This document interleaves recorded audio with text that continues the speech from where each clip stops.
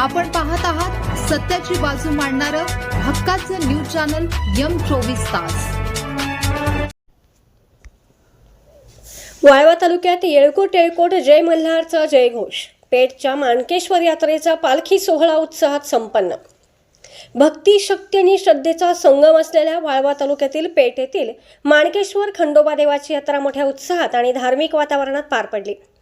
महाशिवरात्रीच्या शुभमुहूर्तावर सुरू असलेल्या या 5 दिवसीय यात्रेचा मुख्य सोहळा गुरुवारी रात्री हजारो भाविकांच्या उपस्थितीत संपन्न झाला। यात्रेच्या मुख्य दिवशी रात्री माणकोबाच्या नावानं चांग भलं आणि खंडोबाच्या नावानं चांग भलं अशा गगनभेदी जयघोषाने संपूर्ण पेठ परिसर दुमदुमून गेला होता। यावेळी मानकवाडी, महादेववाडी आणि पेठ या गावांच्या पालख्यांची गळाभेट झाली। हा अभूतपूर्व सोहळा पाहण्यासाठी 7 वाड्या आणि 8वी पेठ अशा 8 गावातील हजारो भाविकांनी पेठमध्ये गर्दी केली होती। संपूर्ण परिसरात गुलालाची आणि भंडाऱ्याची मुक्त हस्ते उधळण करण्यात आल्याने परिसर सोनेरी आणि गुलालमय झाला होता। या सोहळ्याचे मुख्य आकर्षण म्हणजे माणकेश्वर देवाचा ऐतिहासिक लाकडी रथ। दगडी 4 चाकी असलेला हा भव्य रथ दोरीच्या सहाय्याने ओढताना भाविकांचा उत्साह ओसंडून वाहत होता।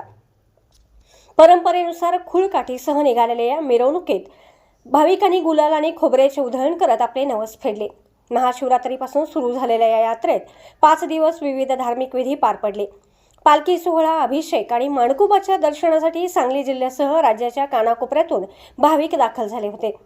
पेठच्या ग्रामदैवताच्या उत्सवामुळे संपूर्ण परिसरात आनंदाचे आणि चैतन्याचे वातावरण पाहायला मिळाले। प्रशासनाच्या वतीने चोख बंदोबस्त ठेवण्यात आला होता, तर ग्रामस्थांनी पाहुण्यांचे आणि भाविकांचे स्वागत करत ही यात्रा यशस्वीरित्या पार पाडली। आज यात्रेचा शेवटचा दिवस असून गावातील ग्राम सचिवालय समोरील मैदानात जंगी कुस्त्यांचे आयोजन करण्यात आले आहे।